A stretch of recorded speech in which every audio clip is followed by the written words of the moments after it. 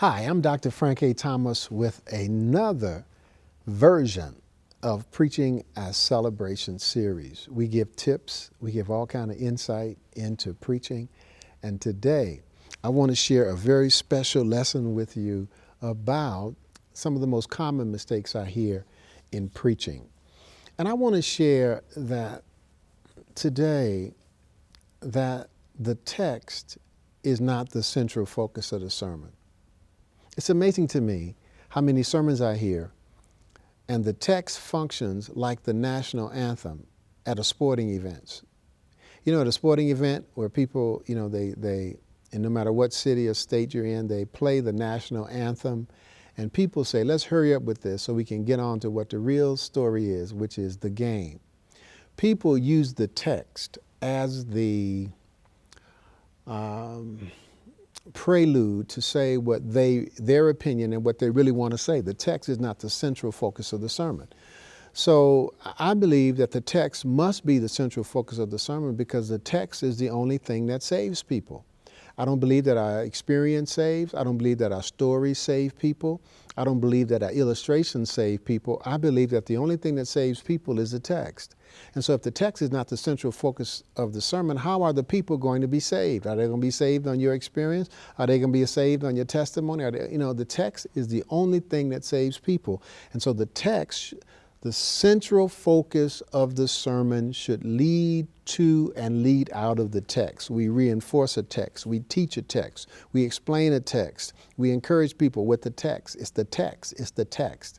And many will get up, read the text, and then launch into their opinions, launch into stories, and people are left wondering, why this text? What is this text about? I want you to remember, the text is the only thing that saves people. And the text ought to be central to every sermon. Your number one goal is to leave people with the text.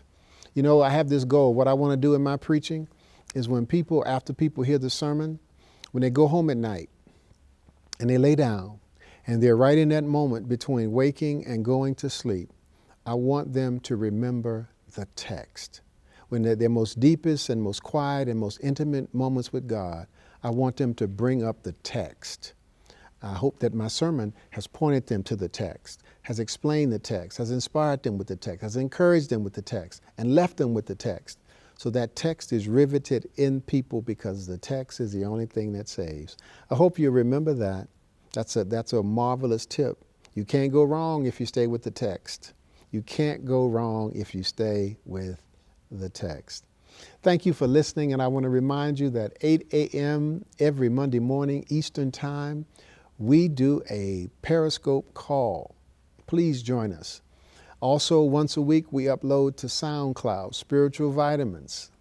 We also, on Monday, we release another video in this very series that you're watching now, Preaching as Celebration.